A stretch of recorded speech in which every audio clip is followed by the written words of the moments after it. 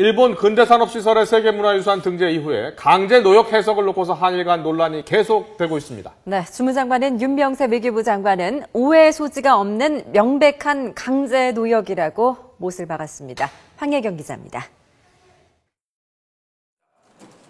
일본이 조선인 강제 노역을 의미하는 게 아니라고 말을 바꾼 가운데 윤병세 외교부 장관은 논란의 여지 없이 명백한 강제 노역이라고 강조했습니다.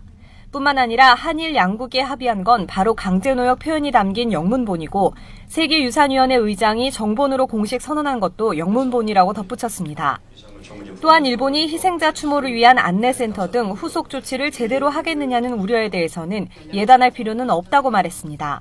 채택된 결정문은 그러한 국제사회에 대한 약속이기 때문에 어떤 회국들이든지 간에 그것을 이제 성실하게 준수해야 될 책임이 있다고 보고 있습니다. 이런 국제사회 기대에 부응하게 일본 정부가 이것을 이행해 나가는 것을 저희는 좀 지켜볼 필요가 있습니다.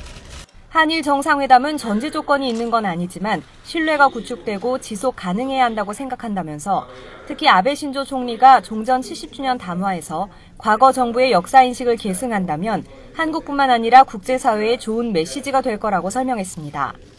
또 메르스 사태로 미뤄진 한미 정상회담은 가까운 시일 내에 다시 날짜가 잡힐 것으로 본다면서 북한 문제에 관한 중요한 합의가 이루어지지 않을까 생각한다고 밝혔습니다.